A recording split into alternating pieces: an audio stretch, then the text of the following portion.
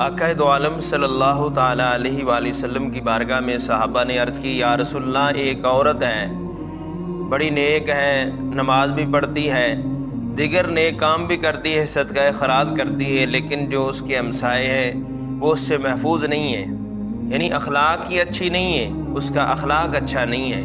تو میرے کریم آقا نے فرمایا کہ وہ جہنمی ہے۔ پھر صحابہ نے عرض کی، یا رسول اللہ، ایک اور عورت ہے، عمل میں کمزور ہے لیکن اخلاق کی بڑی اچھی ہے کہ ہمسائے اس پر مطمئن ہیں، لوگ اس کا اعتماد کرتے ہیں۔ میرے آقا صلی اللہ تعالیٰ علیہ وآلہ وسلم نے ارشاد فرمایا وہ جنتی ہے۔ سیدنا عائشہ صدیقہ رضی اللہ تعالیٰ عنہا سے کسی نے پوچھا کہ حضور کا اخلاق کیا تھا؟ آپ فرماتی ہیں کہ حضور علیہ السلام کا اخلاق قرآن تھا۔ اللہ تعالیٰ ہمیں اچھا اخلاق عطا فرمائے اور لوگوں کی ہمدردی اور لوگوں کے ساتھ